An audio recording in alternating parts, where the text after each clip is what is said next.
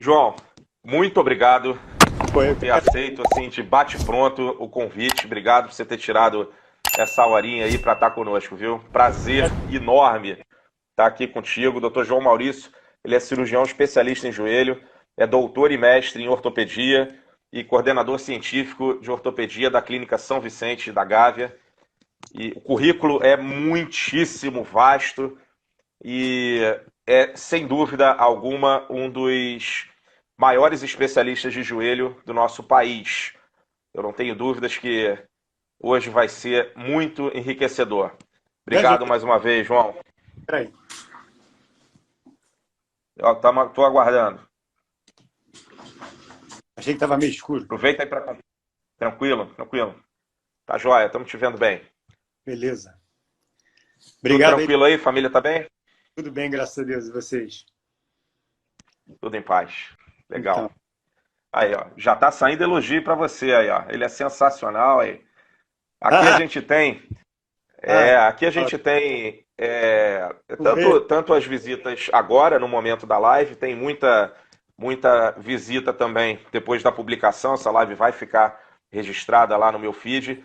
Mas aqui, João, passam pacientes, graduandos, por isso a minha contextualização, falando Fundamental.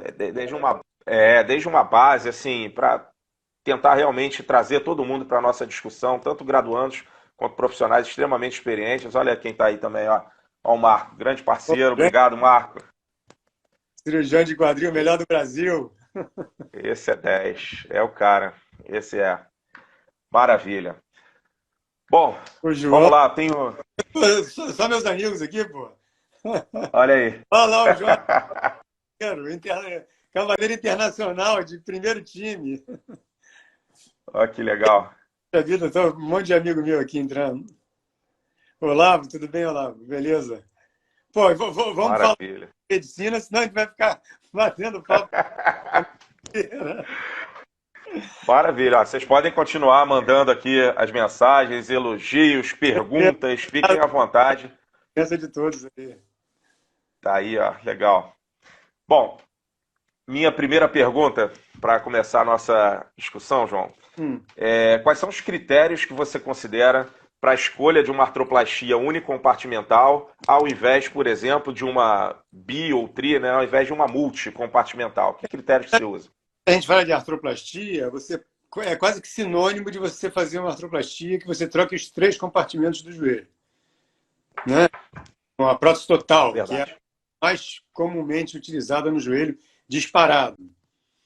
Acontece que, às vezes, o processo de artrose ele é preferencialmente unicompartimental, né? Ele compromete mais um compartimento do que os outros. E disparado mais comprometido é o compartimento medial do joelho. E é nessa situação que você encontra uma indicação especial para você eventualmente fazer uma prótese unicompartimental ao invés de uma prótese total.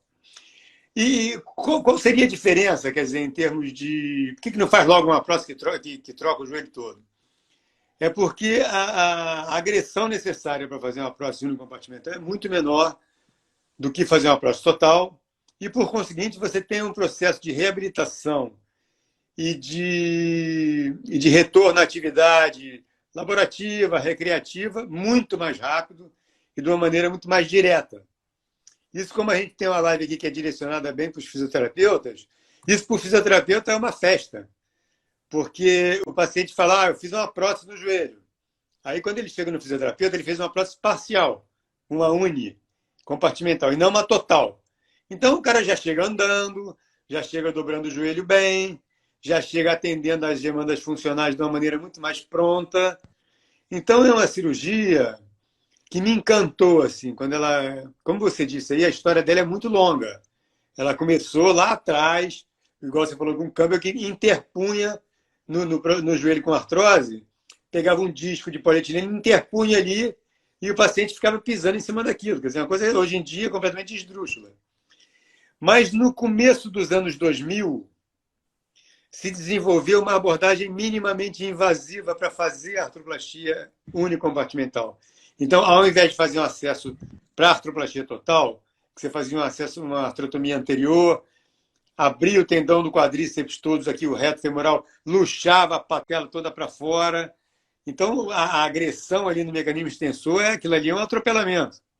Então, a reabilitação é sempre mais lenta. Então, desenhou-se técnicas de fazer isso de forma minimamente invasiva, com acesso de 8 centímetros, que você não mexe no tendão patelar, com guias especiais, você faz a prótese e a reabilitação é muito melhor. Agora, para isso, você tem que ter indicações especiais, né? O paciente não pode ter uma deformidade muito grave, os outros compartimentos do joelho têm que estar relativamente preservados. A dor localizada é um indicativo muito bom também. Aquele paciente que tem dor no lado medial do joelho, onde é artrose, mas no lado lateral, que ele não tem artrose, ele também tem dor. Na patela femoral tem dor também.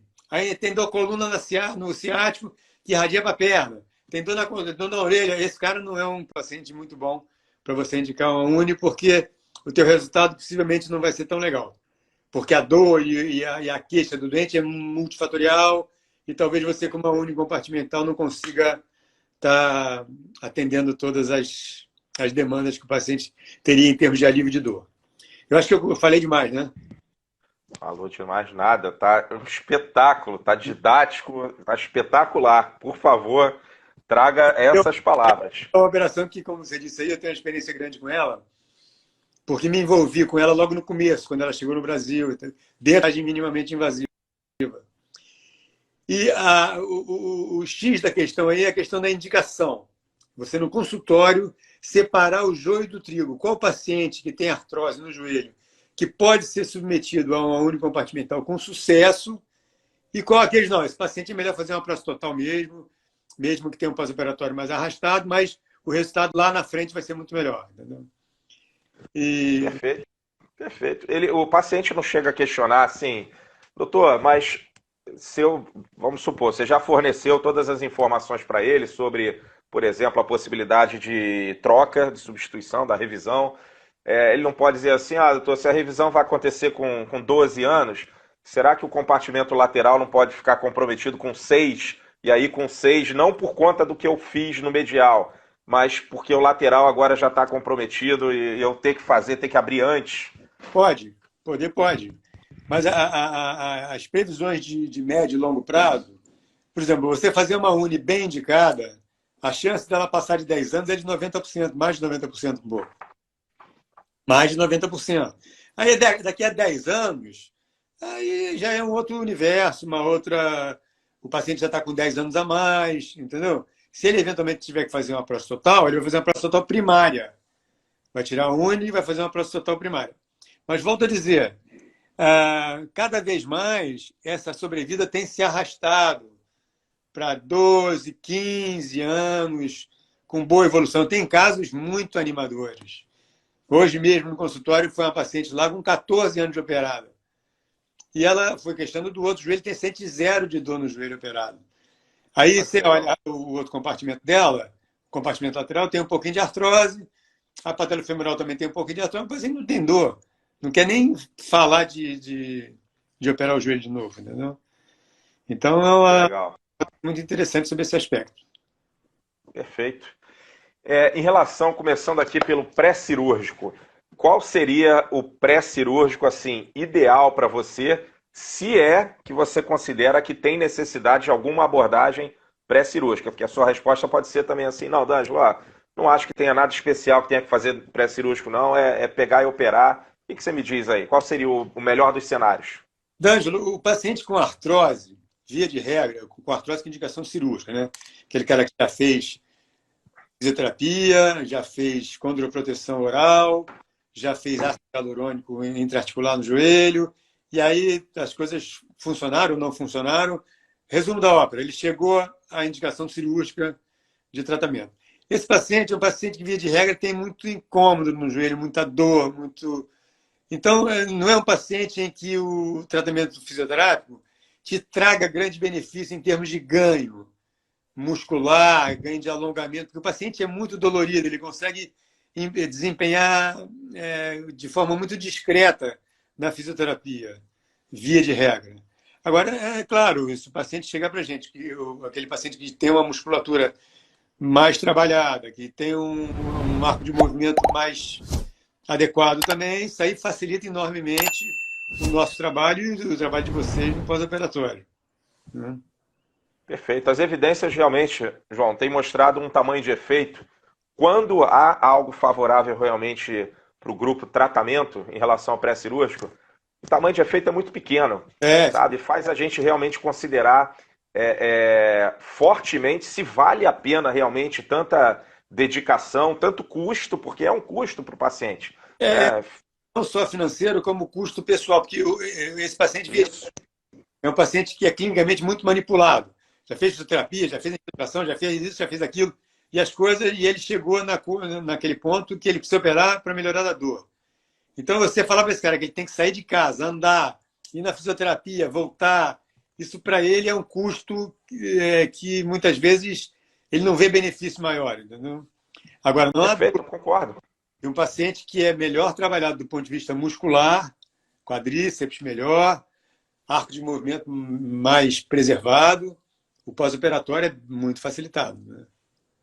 Perfeito. Importante deixar claro para os colegas que a gente não está sinalizando aqui que não seja necessária, por exemplo, uma reunião, alguma instrução no pré-operatório. Obviamente, tem orientações fundamentais, por exemplo, não somente para o manejo intra-hospitalar, mas até mesmo para a prevenção de infecções, né? São cuidados que ele tem que ter, durante aqueles dias prévios à cirurgia. A gente não está dizendo, então, que não precisa dessa reunião. Mas é aquele tratamento mais exaustivo, mais dedicado, fisioterapêutico no pré-operatório, especialmente porque muitas vezes já está muito próximo da cirurgia.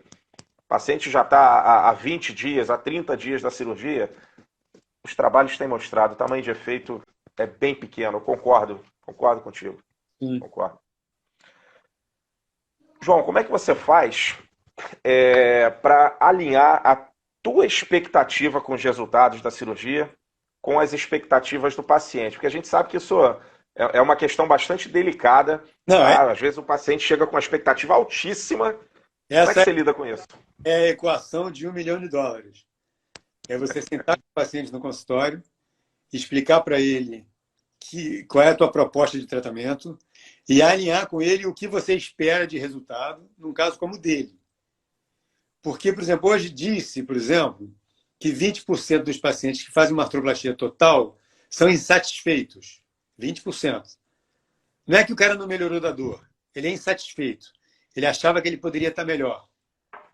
Mas aí você compara. Não, mas espera aí, vamos comparar com a dor que você tinha antes de operar em relação à dor que você tem hoje. Ah, não, doutor, estou praticamente bom. Mas então o que aconteceu? Então você não pode sentar com um paciente desse e falar assim, olha, se eu vou fazer uma operação em você, que você vai ficar bom do joelho. Eu vou te botar um joelho novo. Essa é a retórica que muito paciente espera escutar. Então ele acha que ele vai ficar com o joelho quando ele tinha 15 anos, 20. Né?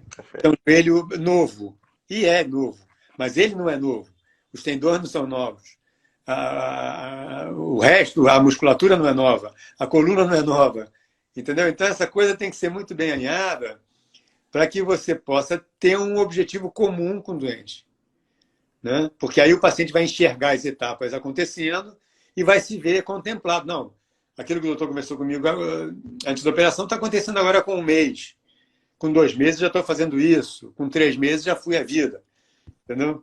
Então, essa ela é fundamental. No consultório ela é importantíssima. Até mesmo para ele decidir se vai querer fazer a cirurgia, né? Vai querer fazer. E não é questão de ser pessimista. Essa operação pode dar essa complicação, não é isso. É você alinhar o paciente com o que você, de coração, acha que você pode dar para ele do ponto de vista cirúrgico. E esse alinhamento é um alinhamento que ele transborda também para a questão fisioterápica. Porque no pós-operatório, tudo que é fisioterapia, eu acho que é limitada, vamos dizer assim, antes da cirurgia, no pós-operatório, o universo fisioterápico é um mundo, entendeu? Que a gente pode ter desde uma fisioterapia que seja simplesmente analgésica, para ganho de atividades cotidianas, tipo levantar, sentar, deitar, ir no banheiro e voltar, ir na sala e voltar, ou você levar o cara para fazer esporte de novo, entendeu? É bem, com conforto, com segurança. Então, nesse pós-operatório, essa relação com a fisioterapia ela é muito rica.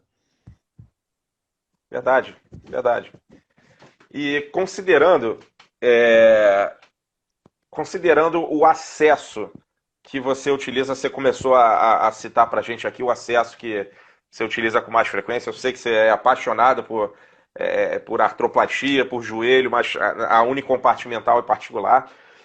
Você pode explicar para a gente, João, como é que exatamente as etapas, bem, de forma breve, mas quais são as etapas do ato operatório propriamente dito? Por exemplo, na tua prática, o acesso que você utiliza, quais são os tecidos seccionados, Então, quais são aqueles que são apenas afastados, enfim. vamos falar aqui da unicompartimental medial, que é 98% das artroplastias unicompartimentais. Então, Perfeito. para patelar medial, você vai do polo superior da patela até cerca de 1,5 cm abaixo da linha articular na tíbia. Então, o acesso, via de regra, tem 8 centímetros, 7, 9, não mais que isso. Aí a pele subcutâneo, afasta, você vai estar na cápsula do joelho. Abre a cápsula do joelho, faz artrotomia parapatelar e para tendão patelar. Quando você abre a cápsula do joelho, você está dentro da articulação. Aí eu faço uma sinovectomiazinha local ali, compartimental, boto os afastadores e eu tenho todo o acesso que eu preciso para fazer a operação ali. Sem precisar de mexer no quadríceps. Sem precisar de luxar a patela para fora. Sem precisar de fazer maiores agressões no tendão, na junção músculo-tendínea aqui do quadríceps. A gente mete praticamente nada ali. Então, é um acesso que preserva bastante o mecanismo extensor do joelho e daí essa coisa da reabilitação toda diferente que se faz. Perfeito. Você acha que a sutura que se faz, por exemplo, na cápsula e depois, obviamente, nos tecidos mais superficiais, isso é um fator que limitaria, por exemplo, uma flexão completa? Eu recomendaria, eu restringiria o arco de movimento completo no pós-operatório por conta dessas características? Essas coisas aí também, a literatura é muito variada, né? Os pacientes que são suturados em flexão e que são suturados próximo da extensão, tem trabalho que diz diferença, tem trabalho que diz que não faz diferença nenhuma. Eu costumo suturar a ferida, principalmente a cápsula articular do joelho, em cerca de 30 graus de flexão, 40 graus de flexão no máximo, não fecha 90 graus como algumas pessoas fazem. E não vejo grande diferença nisso, não. O que faz diferença muito, Ângelo, é a questão do posicionamento da prótese e da tensão que se dá nos ligamentos ali. Porque, como você falou, a unicompartimental começou lá atrás, o camarada abria o joelho, fazia esse acesso igual a gente faz, botava a interposição ali, fechava e pronto. Aí o cara ficava andando com aquela plaquinha de metal que fazia uma interposição, que talvez desse algum alívio, sei lá se dava, mas parece uma coisa, parece mais uma tortura do que uma operação. Mas, enfim. Então, você, para colocar uma unicompartimental, você tem que colocar ela no posicionamento certinho. Ou seja, a relação do côndilo femoral com o platô tem que ser uma relação adequada, não pode ser uma coisa angulada, com desvio, porque senão a prótese pode não funcionar bem. E talvez seja essa a grande dificuldade da operação. E talvez por isso, como é uma cirurgia que ela tem muito menos de indicação que uma prótese total, que os compartimentos todos já estão comprometidos, que o paciente chega tarde, vamos dizer assim, ou tem uma artrose de características multicompartimentais, a gente diz assim, dentro do meu volume de próteses que eu faço, talvez eu faça 10% de uni ou 9% de uni dentro da minha população. Mas esses pacientes, em outros tempos, eles fariam uma prótese total também, ao meu ver, sem precisar. Entendeu? Ou seja, eu posso resolver o problema dele usando um remédio muito menor do que matar uma mosca com uma bala de canhão. Entendeu? E talvez nisso, por exemplo, a unicompartimental ainda é uma prótese muito pouco utilizada no Brasil, na minha visão. Ela é muito utilizada na Europa, sempre foi, desde lá de trás. Sempre a literatura tem muito trabalho europeu, corroborando o uso da técnica e tal, com bons resultados. Por volta do começo dos anos 2000, nos Estados Unidos ela começou a crescer muito, depois dessa abordagem minimamente invasiva, que os pacientes tinham menos queixa, menos questões legais, que nos Estados Unidos é muito comum. Então, as indicações cresceram muito. E acho que aqui no Brasil ainda tem um espaço de indicação bem razoável. E acontece que é uma prótese que é pouco conhecida, não é todos os colegas que têm ela na mão, que conversam com o paciente. Então, às vezes, o paciente vai lá no consultório, ele já foi em outros colegas e tal. Quando a gente sugere essa alternativa num paciente que tem indicação, ele fica meio surpreso. Mas eu não sabia, essa prótese, como é que é isso? Né? Porque é uma prótese que não está muito no armamentário de boa parte dos colegas, entendeu? Que fazem joelho, até especialistas. Tem uns que não gostam, não têm uma boa experiência com a operação e preferem partir logo para uma total. Desse da minha não estou entre eles. E, para ser sincero a você, eu adoro quando vai um paciente no consultório, que a gente consegue fechar uma indicação boa, bonita, que se antevê um pós-operatório tranquilo, sem problema, com uma boa reabilitação funcional. Eu adoro estar vivendo essa situação junto com o meu paciente. Entendeu? É legal. E realmente, o que você falou anteriormente, quando os próprios pacientes, a sociedade mesmo fala de artroplastia, de prótese de joelho, pensa na total. É exatamente isso. É total. As pessoas têm sempre na cabeça a total. Verdade. E, João, o que tem de mais atual em termos de tecnologia para o ato cirúrgico ou que teve recentemente que mudou muito aí o ato? O que Olha, tem? muita coisa acontecendo e eu acho que as perspectivas das artroplastias nos próximos anos elas vão ser bem legais, que a gente vai ter muita coisa se modificando. Primeiro ponto foi essa coisa de ser minimamente invasiva, que já foi um salto em termos de resultado, em termos da cirurgia ser mais palatável para o paciente, etc.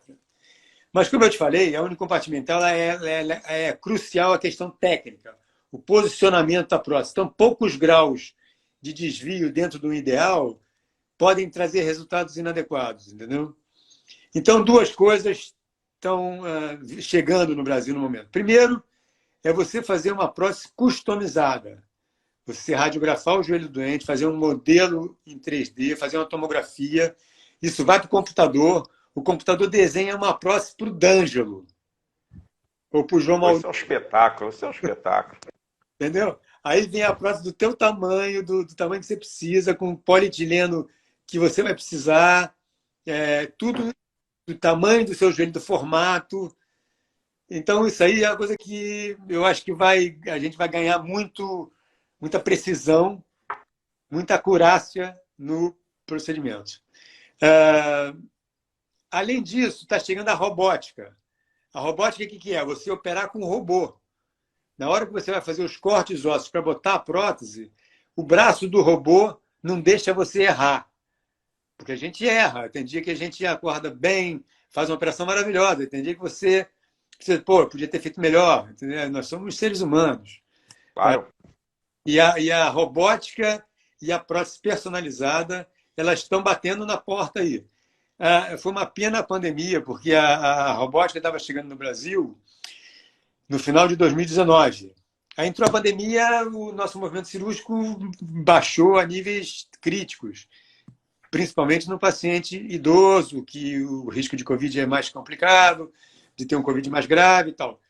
Então, agora, pelo menos na minha prática, assim, que a gente teve um mês de junho, por exemplo, com a retomada o pessoal está vacinado, está com outra segurança. Mas eu acho que essas duas inovações, vamos dizer assim, e principalmente se elas forem combinadas, você faz uma prótese que você desenha a prótese, customiza para o paciente, e além disso você faz ela com o auxílio do robô. Entendeu? Então é você tentar maximizar o máximo de fazer a prótese mais específica que tem para aquele paciente em questão e da forma mais segura, mais precisa. Eu estou super animado com isso aí. Pô, isso é um espetáculo. Nossa. realmente gera muito entusiasmo. Claro. Até Não, para mim, que não sou cirurgião, eu fico muito entusiasmado mesmo. cara, a navegação também é uma ferramenta super legal, que ajuda você a, durante a operação, tá vendo onde é que você está colocando a prótese, está ajeitando o teu corte, na espessura do corte que você vai tirar de osso para colocar a prótese ali. Eu acho que a navegação, todas essas técnicas, Aristides, não só o robô, você tem que navegar antes de botar o robô para funcionar, entendeu? Então você navega o joelho, define a posição da prótese, ela orienta o robô, e aí você pega o robô e vai fazendo tudo certinho. Então a navegação ela é uma disciplina que está incluída nessas novas tecnologias aí. Perfeito, perfeito. Recentemente nós tivemos algumas apresentações, algumas demonstrações lá no Into mesmo, exatamente sobre navegação, bem legal. É É, algo super legal. promissor. É, Em relação ao pós-cirúrgico, então o paciente já fez a cirurgia, já chegou lá na enfermaria ou chegou no consultório. João, o que o paciente ele não pode fazer? Então, o que teria de contraindicações na artroplastia unicompartimental primária de joelho? Inclusive, para facilitar aqui, eu vou citar algumas questões que frequentemente o paciente pergunta, o paciente questiona, e Sim. você me diz se quiser falar mais ou falar menos a respeito, fica à vontade. Por exemplo, ele sempre pergunta se ele pode se deitar ou até se ajoelhar sobre o joelho operado. Alguma contraindicação?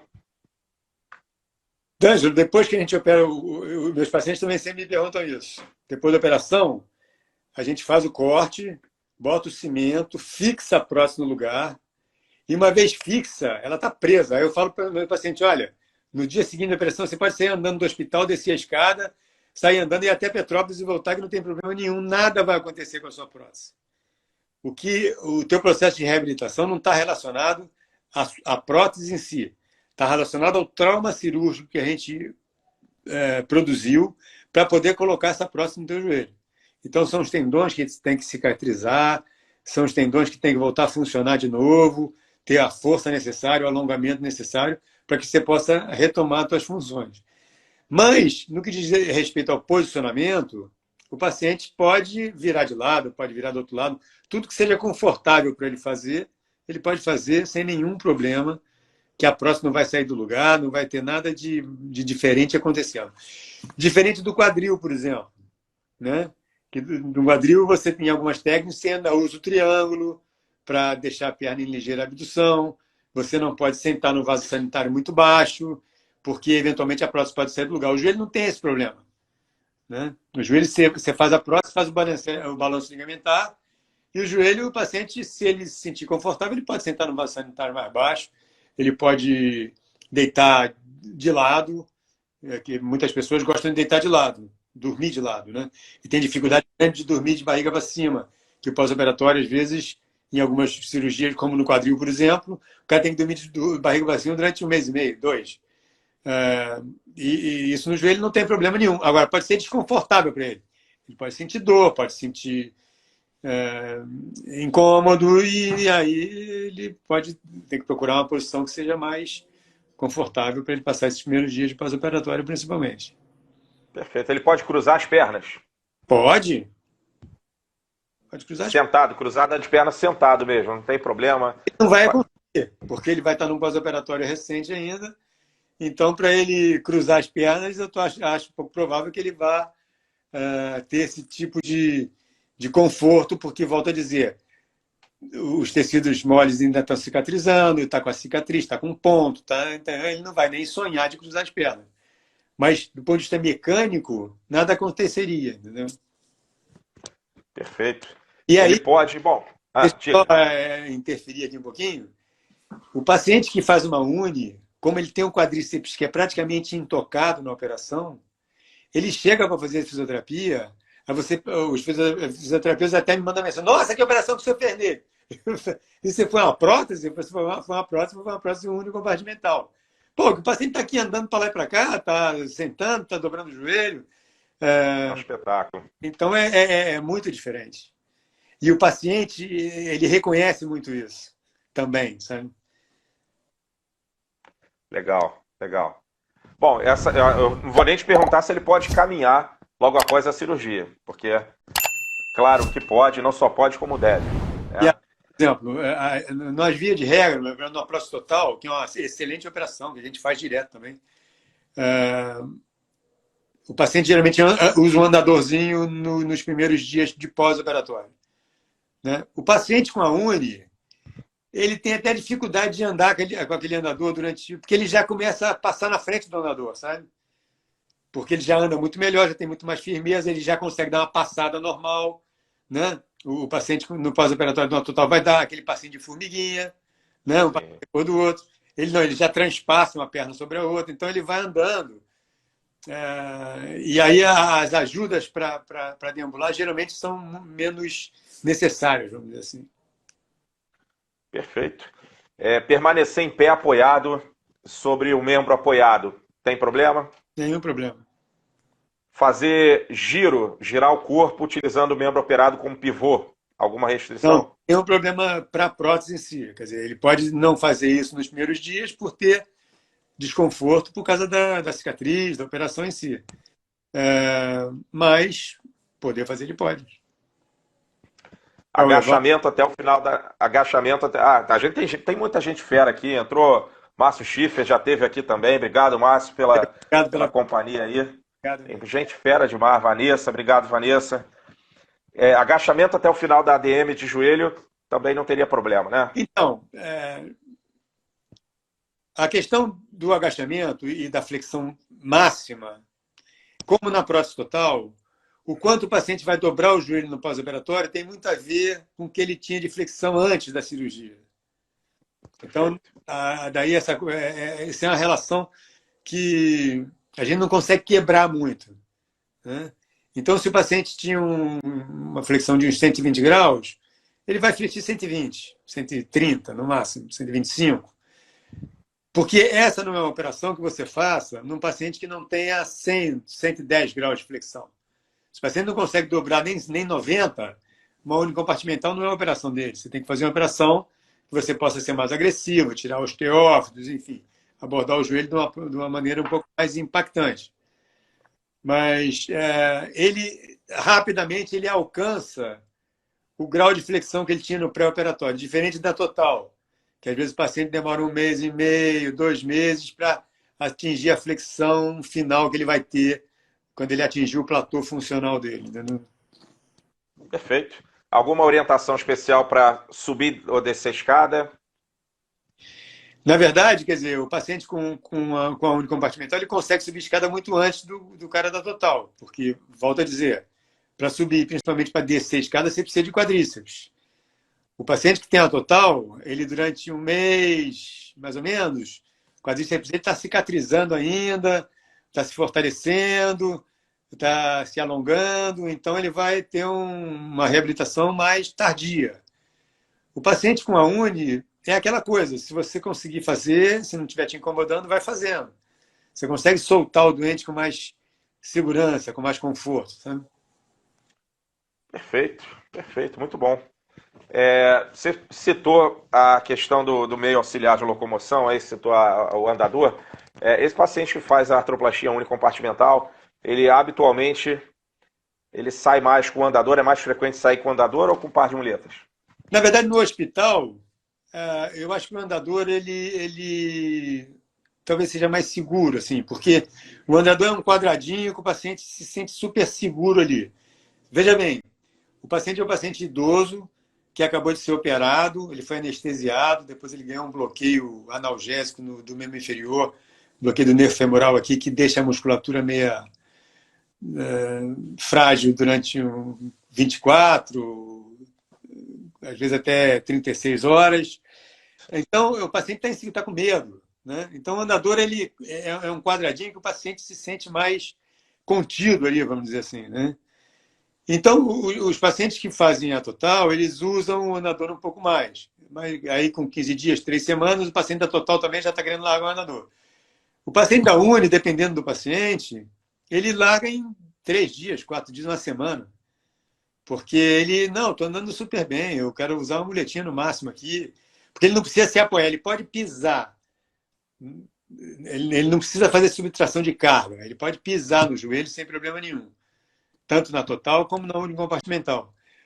O auxílio para marcha é para equilíbrio, para não ter risco de queda, para o paciente poder se locomover em casa com segurança, que é uma coisa fundamental, porque todos nós sabemos que uma queda no pós-operatório de uma artroplastia, seja ela qual for, é sempre uma tragédia, ou quase sempre, entendeu? Que nada de bom acontece ali. Pode ter uma fratura, pode ter uma descência da sutura, pode ter complicações que ninguém quer ter, né?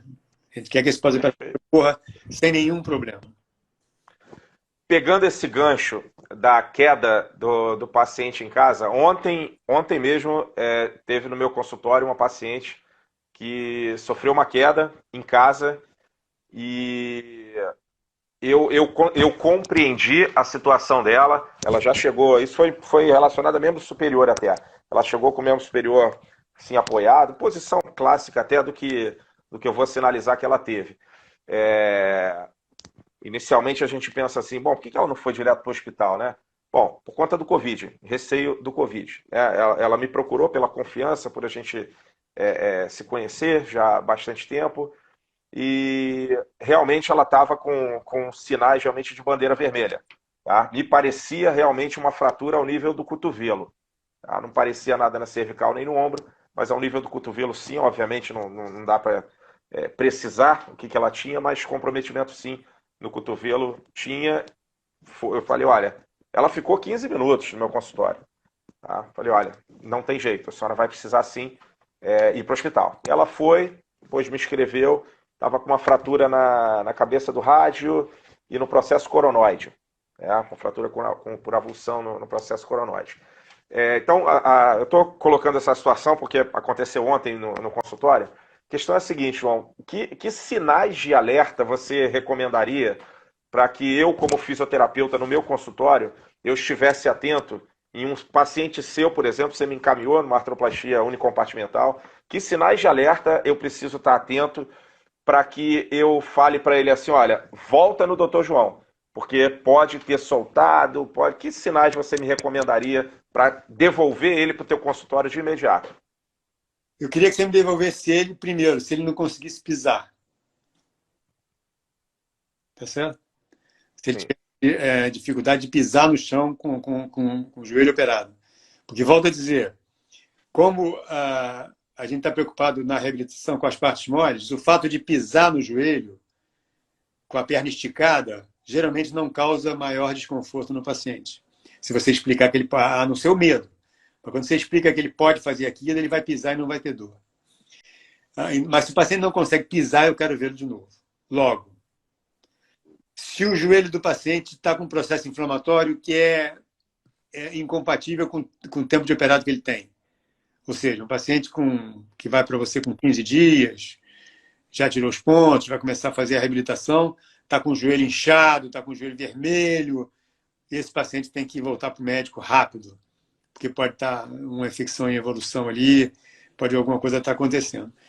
E, fora essas coisas que podem, enfim, estar acontecendo de maneira involuntária, eu acho que a prevenção do risco de queda é uma conversa que eu tenho com o meu paciente quando ele vai embora, que eu, sei lá, demora uns 15 minutos ou 20 falando sobre esse assunto.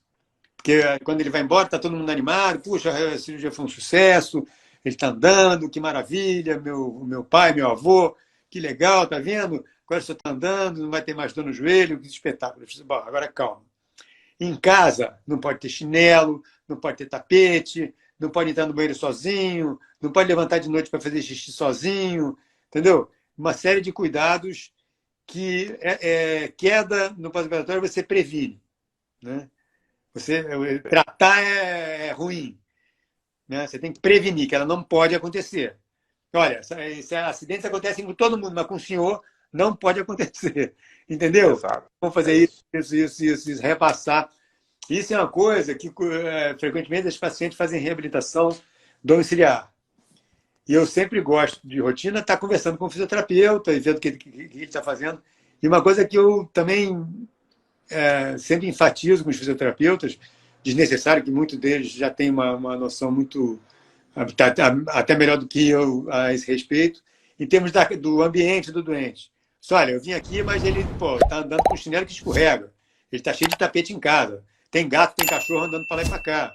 Então, o fisioterapeuta também atuar na casa do doente, não só com o doente em si, mas dar uma olhada no ambiente, ver se é um ambiente seguro, se o paciente vai poder estar se reabilitando de maneira adequada dentro da residência dele, sem intercorrências, né? Perfeito. É um uso muito inteligente do tempo. É. É muito inteligente, porque eu reconheço que muitas vezes o fisioterapeuta, eu vejo dos alunos, principalmente dos mais jovens, querendo assim, deixa eu fazer, deixa eu começar, deixa eu botar a mão, vamos fazer um exercício. Não, calma, vamos primeiro conversar, vamos ouvir, vamos observar, e exatamente essa observação do ambiente, mesmo que seja via telefone, assim, câmera, eu já precisei fazer com um paciente meu, por motivos particulares, eu não podia ir lá na casa dele, foi por tele. Ele me mostrou a casa, me mostrou o ambiente. E eu fui sinalizando uma conversa assim, cuidadosa, calma.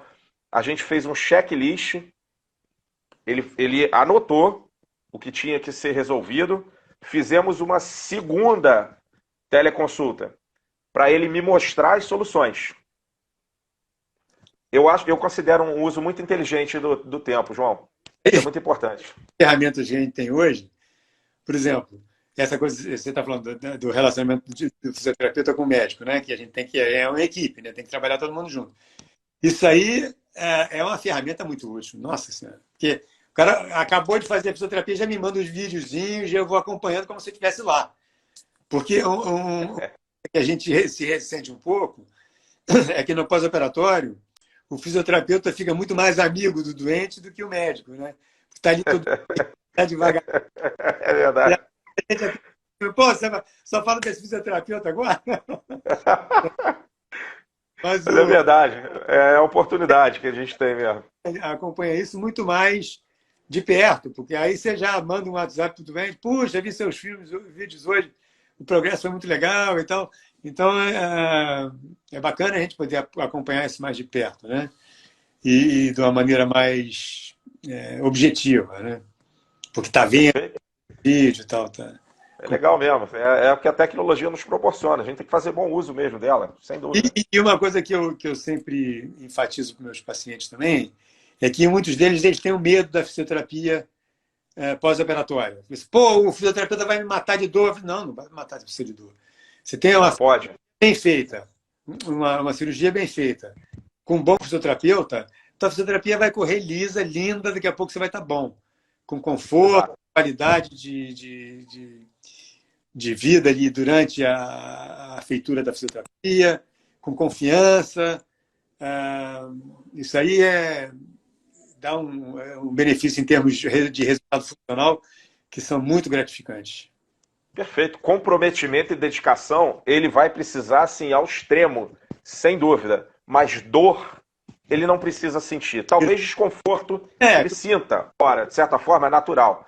Agora, dor, realmente, exato. não precisa. Com certeza. Não precisa. Tem algum exercício, João, no pós-operatório que você recomende, assim, não fazer? O que você diria assim? Ó, pode ser pontual, D'Angelo, sei lá, esse aqui em cadeia fechada, não recomendo fazer nas primeiras 6 semanas. Olha, tem alguma coisa? vou falar uma coisa que é pessoal, tá certo? Não tem nada de literatura, cada um faz o que quer. Mas eu, particularmente, não gosto muito de bicicleta num pós-operatório precoce. Por quê? Principalmente numa total. Na Uni menos, porque você não mexe muito com o mecanismo extensor. Mas a bicicleta, como você faz uma artrotomia, pega o tendão do quadríceps, luxa ele para o lado, depois dá um monte de pontos nele.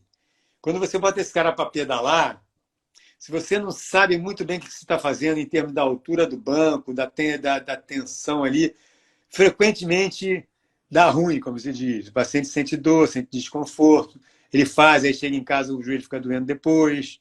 Então não me agrada muito, a não ser com uma pessoa que a gente tenha muita confiança e num paciente que goste muito de pedalar, aquele cara que pedalava, que quer voltar a pedalar depois da reabilitação, que a bicicleta para ele é um mecanismo assim, familiar de exercício, de reabilitação, isso conta muito também. Então, a bicicleta não é um exercício que eu recomende, e eu faço, quando faço, eu uso ela com muita parcimônia, com muito cuidado junto com o fisioterapeuta ali, para não passar do ponto e para não ter dor, não ter uma ressacazinha depois da sessão. Perfeito. Agora, eu adoro e que eu costumo enfatizar sempre são os exercícios de cadeia aberta para quadríceps, né? Porque a verdade é uma só. Nada como um quadríceps forte para dar segurança para o paciente, para andar, para descer um degrauzinho, para descer a escada depois. Um quadríceps fortalecido tem que se respeitar. Com certeza. Para boa parte das fases da marcha como um todo, quadríceps é fundamental, seja agindo concentricamente, seja excentricamente, é fundamental. E uma coisa que a gente tem observado agora, por exemplo, a semana que vem a gente vai fazer uma live com o pessoal da geriatria lá da São Vicente sobre tratamento da osteoartrite em octogenários. Quer dizer, o cara que tem mais de 80 anos, mas chega lá no consultório, doutor, eu quero operar meu joelho, que eu estou com 85 anos de idade, mas não quero mais sentir dor, eu quero viajar, quero curtir minha família, eu gosto de fazer esporte ainda, eu gosto de andar de bicicleta, eu gosto de fazer natação, eu gosto de jogar um tênisinho de geriátrico com meus colegas. Então, é esse tipo de paciente que a gente tem no consultório hoje. Isso é um desafio clínico importante. E nesses pacientes, o camarada que antigamente, há 20 anos atrás, operava o joelho para conseguir sair do quarto para a sala, da sala para o banheiro, ir na portaria do prédio, voltar sem dor no joelho, agora o cara quer viajar para fora do Brasil, o camarada quer fazer esporte um pouco, quer estar ativo, quer ser uma pessoa participativa na sociedade. Então, a reabilitação também mudou. Quer dizer, você, além daquela reabilitação clássica, que é diminuição da dor inflamatória pós-operatória e reabilitação para as funções básicas, a fisioterapia agora vai além, para questões funcionais de propriocepção, de agilidade, de troca de direção. Então, a fisioterapia, hoje em dia, que os pacientes podem fazer, que está disponível para eles fazerem, é uma coisa que já está muito sofisticada também, entendeu? O paciente ele tem condição de trilhar um caminho que vai deixar ele, do ponto de vista funcional, super participativo, que é o que todo mundo quer, não é? Perfeito, concordo. O perfil do paciente tem mudado. Concordo, perfeito. Interessante essa live. Vai ser bacana essa live. A gente citou aí a questão de possível complicação um pouquinho antes. A gente sabe da artrofibrose, que é uma das complicações ortopédicas aí mais comuns. Como é que você lida com a artrofibrose no pós-cirúrgico, João? Na verdade, a artrofibrose, você tem que cuidar dela no cirúrgico, no perioperatório, né? Então, você não pode sair com o joelho com a limitação da extensão, porque você botou um polietileno um pouco mais espesso do que o normal. Porque aí, na fisioterapia, o cara nunca vai conseguir ganhar extensão. Nossa, isso é catastrófico. Vai subir em cima do joelho dele, aquele joelho vai esticar e vai dobrar. Entendeu? Então, essas prevenções, elas começam na operação. Então, você tem que fazer uma operação que faça sentido para o joelho do paciente. Que o paciente consiga dobrar, esticar o joelho naturalmente, que os ligamentos estejam bem balanceados, etc. Quando você tem certeza que essas coisas foram adquiridas na operação, então você vai partir para o pós-operatório para garantir que elas permaneçam viáveis até o paciente se reabilitar. Então, por exemplo, coisas que a gente não pode deixar acontecer, que o paciente sempre faz, é ir para casa, botar aquele travesseirinho embaixo do joelho e ficar o dia inteiro com o joelho em semiflexão. Porque depois, quando o paciente vai esticar, vai ter mais dificuldade, vai ter mais encurtamento muscular posterior e, eventualmente, vai fazer uma artrofibrose nessa posição e você vai ter maior dificuldade em ganhar arco depois, de extensão. E a extensão, D'Angelo, você sabe melhor do que eu, ela é fundamental para o paciente não mancar. Se você faz uma operação que você deixou o paciente com um pouquinho de flexo, mesmo que seja um pouquinho, 5 graus de flexo, ele manca. Você olha o cara andando na rua, ele não anda normal. Entendeu? Então, isso aí tem que ser garantido na operação. E durante a reabilitação, você tem que garantir que essas coisas não involuam. Né? Então, a artrofibrose, né, a meia-culpa nossa tem que ser feita, porque frequentemente ela tem a ver com alguma coisa na cirurgia em si. Entendeu? Perfeito. E você ainda utiliza, por exemplo, para uma limitação para flexão, você ainda utiliza manipulação sob anestesia? Ou tem algum outro procedimento que pode Olha, ser usado também? Deus, são procedimentos que a gente, sei lá, faz cada vez menos. A última vez que eu fiz uma manipulação tem alguns anos. Mas se o paciente chegou com um mês, você tirou os pontos do paciente, o paciente não dobra 90 graus, e você na cirurgia conseguia dobrar o joelho a 130, com o joelho anestesiado, naturalmente, isso tem alguma coisa errada acontecendo. Né? Então, eu gosto de intervir precocemente. E a manipulação é uma alternativa. Vou te ser sincero, é muito raro que tenha um resultado espetacular. Né? Mas se você tinha 90 graus, você foi para 100, 110, o paciente já fica com o arco mais funcional e talvez seja satisfatório para aquele paciente em questão. Mas na manipulação, a questão é atuar precocemente. Depois que está muito estruturado ali, é difícil. Né? E ao atuar com muito cuidado, para você não sair de sala com uma complicação pior do que quando você entrou. Você entrou com o joelho que não dobrava 90 graus, aí sai com uma fratura da patela, com uma fratura do côndilo femoral, por uma manipulação muito grosseira. Então, isso aí tem que ser feito com muito cuidado também. Né? Perfeito. E um paciente que chega para você e diz que ele quer fazer essa unicompartimental porque ele deseja voltar a jogar basquete. Ele quer fazer uma atividade assim, né? Ou voleibol. Como é que é o papo com ele? Tá liberado, não tá? Como é que é? Posso mudar o esporte? Pode, à vontade. Um paciente meu, jogador de tênis, tenista. Ele tem 68. E tinha um joelho muito ruim, mas muito ruim, com a limitação de flexão de uns 15 graus, mais ou menos.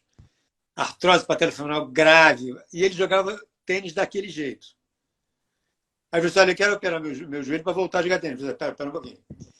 Eu posso operar seu joelho para você voltar a andar, para esticar o seu joelho, para você andar melhor que você está andando. Mas se você vai voltar a jogar tênis ou não vai, isso aí eu não posso te garantir, porque não é uma operação que a gente faça com essa finalidade. Mas o paciente, o sucesso do paciente está mais na cabeça do que na articulação. Esse cara, depois de 2 meses, ele estava jogando tênis. 2 meses. E aí, eu passei no clube, ele jogando tênis, batendo com a força. Mas esse cara, aí outro caso. Uma paciente minha, icônica, que é uma senhora de 70 anos agora, que é surfista. E tinha uma artrose nos 2 joelhos grave. Joelho varo, artrose grave. E ela surfava nessas condições. Fazia um surf meio geriátrico, que entrava com o professor dela, que empurrava ela na onda, mas ela pegava a onda e ia embora, voltava. Surf para ela é a vida. Eu vou operar meu joelho que eu não estou aguentando andar mais para chegar até na praia. Eu vou continuar surfando? Eu não sei, senhora, se você vai continuar surfando. Mas se você surfa com esse joelho do jeito que está, eu vou te botar um joelho melhor do que esse. Agora, se você vai surfar ou não vai, isso aí eu não sei dizer. Resumo da ópera. Ela operou os 2 joelhos e depois eu te mando os vídeos dela me surfando, dá vontade de chorar. Não, porque depois da operação, eu não me vejo no direito também de falar para esse paciente, olha, você não vai jogar tênis porque a sua prótese vai durar menos do que Eu concordo com você. Eu O concordo. cara é adulto, entendeu? Se a prótese dele, em vez de durar 20 anos, durar 10, a gente vai fazer uma revisão e vai tentar dar a ele uma outra operação que ele consiga ter a vida que ele quer ter. E para ele tudo bem. Ele muitas vezes faz. Eu tenho paciente que me procura assim no consultório, realmente. Quando eu encaminho para vocês, a fala dele é assim: eu quero fazer cirurgia porque eu quero voltar a jogar tênis. A minha vida é jogar tênis. Então, essa é a meta dele. Como é que a gente vai desencorajar? Né? Eu acho que é muito o que você falou, assim, é legal a tua fala de jogar limpo. Você joga limpo com o paciente. A gente não consegue, o cirurgião não consegue garantir se realmente vai conseguir. Você joga limpo, leva informações, mas é legal, interessante. Não, eu não só jogo limpo, como eu me descomprometo, me descomprometo desse objetivo dele, que é dele, não meu. Eu não tenho interesse, objetivo meu de que ele volte a jogar tênis. O meu objetivo, no caso como dele, é fazer uma artroplastia bem feita, que funcione para o dia a dia dele, que ele possa trabalhar, que possa ter a vida social dele à vontade e possa, eventualmente, fazer alguma atividade esportiva. Agora, o quanto que ele vai jogar tênis, é a cabeça dele que manda. Porque, veja bem, não é fácil para um paciente fazer uma prótese total, no foi o caso dele, e voltar a jogar tênis. É complicado, porque a maioria dos pacientes sente um pouco de desconforto, sente um pouco de dor. O joelho não é mais o mesmo que o joelho normal. O paciente tem um monte de questões, mas o camarada que tem aquele mindset programado para ter sucesso no que ele quer fazer, ele vai alcançar. Entendeu? E você sabe para quem que sobra no final, né? Quando ele quer jogar tênis, sabe para quem que sobra, né? Não, a dele, eu falei assim, olha, você é louco e o fisioterapeuta é o mais louco ainda. Porque a ação profissional, o cara fez um trabalho espetacular com esse paciente. Quer dizer, eu te falei desses dois doentes, são doentes muito emblemáticos, que tinham artrose gravíssima, que você jamais ia supor que o camarada ia conseguir voltar a fazer atividade esportiva no nível que ele tem feito aí. Entendeu? Esse paciente tem uns 4 anos de operado, está super bem, a prótese não está, nada está acontecendo. E essa paciente, essa surfista, ela, o segundo joelho, acho que deve ter uns 2 anos e meio, no máximo 3 anos. Pô, me manda uns vídeos dela surfando lá na macumba, entendeu? Isso daqui é aqui, entendeu? Isso aí não tem preço. Legal, não tem preço, muito legal. João, a gente já está chegando no final. Tem Poxa, uma pergunta. Pô, legal, né? Passa rápido. Pô, queria Passa, quando é bacana assim. aí, que entraram aí. Eu não tive tempo de mandar um abraço para todos, porque a gente estava conversando aqui. Mas muito obrigado mesmo pela presença. Pô, muito legal. Da mesma forma, eu também. Acabo não tendo, pela nossa conversa, eu vejo aqui, fico feliz, mas a gente não tem tempo de realmente falar com todo mundo, né? Habitualmente no final, João, eu peço sempre 2 dicas pro convidado. Então, para você não vai ser diferente. Eu queria 2 dicas de ouro do Dr. João Maurício aos fisioterapeutas a respeito do tratamento pós-operatório, do tratamento de artroplastias unicompartimentais. Acho que a dica número 1 é ache o ritmo que teu doente precisa na reabilitação, porque eles são diferentes. Tem paciente que chega na reabilitação nos primeiros dias já bem acelerado, outros estão para trás, que estão com medo, que têm receios, que têm questões antigas. Então, quando o fisioterapeuta encaixa com o doente, entra em alinhamento ali, a cirurgia, a reabilitação, ela anda de uma maneira muito mais uniforme e muito mais previsível de sucesso, né? E a segunda questão é que eu acho que a reabilitação hoje em dia ela tem que ser funcional, ela tem que ser parecido com a vida que o doente quer ter. Então a reabilitação não é só aquela coisa de dobra o joelho, estica o joelho, tarará. Ela é proprioceptiva, ela é de desequilíbrio, é de troca de direção, do paciente poder entrar no ônibus amanhã, com o ônibus meio andando, entendeu? Devolver o paciente a participação cotidiana, que é tudo que o paciente quer fazer.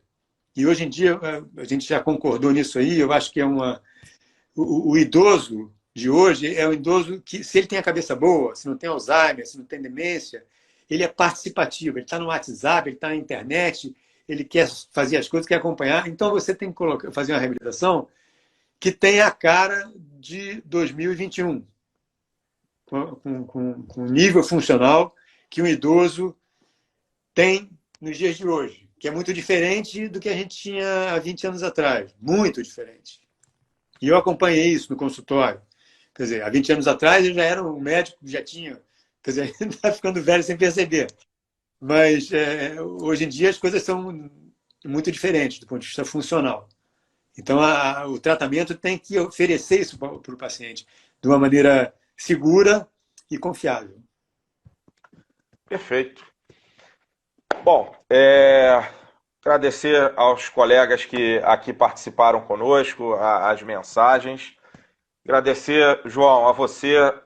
Eu já disse isso, você já me ouviu dizer algumas vezes, o carinho, a admiração, o respeito que eu tenho, não só pelo teu trabalho, mas por todo o tratamento que você dá aos colegas, aos médicos, aos fisioterapeutas, o respeito que você tem com todo mundo, a tua humanidade, tá? Isso não é rasgação de seda, isso é verdade, só sabe realmente quem convive contigo. Você vê que tem diversos pacientes aqui que fizeram elogios nesse sentido para a tua pessoa também.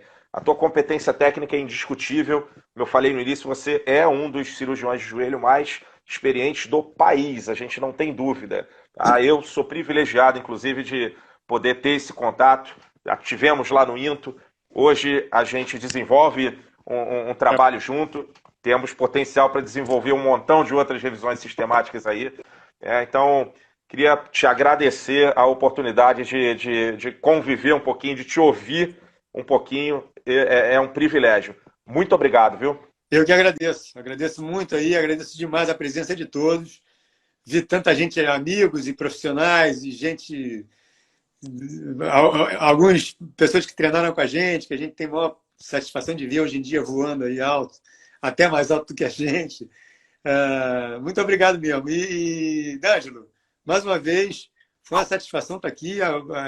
Esse bate-papo eu acho que é super agradável para a gente que tem um monte de coisa para conversar, entendeu?